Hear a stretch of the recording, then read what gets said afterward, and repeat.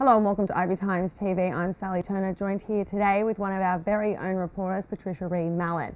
Patricia, your article is about the growing presence of China in Latin America. Why is Latin America so attractive to China?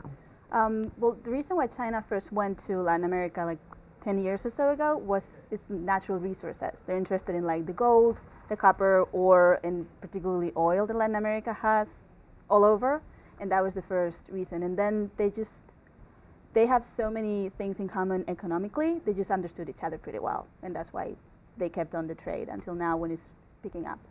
And your article discusses how much that strength has developed over the past few years, but the US still holds more than half the trade. So is there any reason for the US to be worried?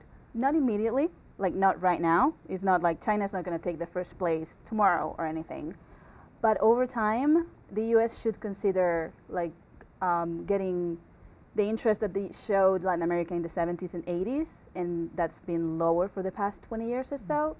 It would be advisable for the US to go back to that relationship they used to have, yes. I mean, not immediately, but definitely something should be done kind of soon. You also raise the point that Latin America has been low on America's priority list. Why is that? Mostly because America's sides swifted to Asia.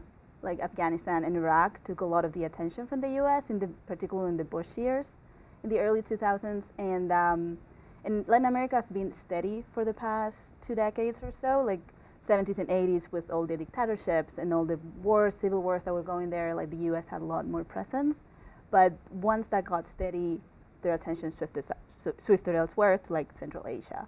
Mm-hmm. So that's why Latin America hasn't been as high in the priority list of the U.S. lately. And finally, what does this kind of all mean for the US in terms of their relations with China and Latin America? Well, basically it just means that the status quo of the world is kind of shifting. Like Latin America has always been kind of the US domain. It's close to the US. It's always been very receptive to the US investment and advice, like politically and economically.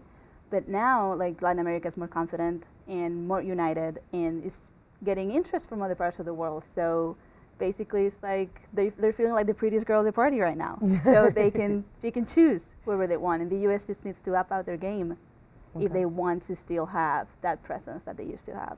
Absolutely. Well, that's some great insight, so thank you for joining us. Thank you.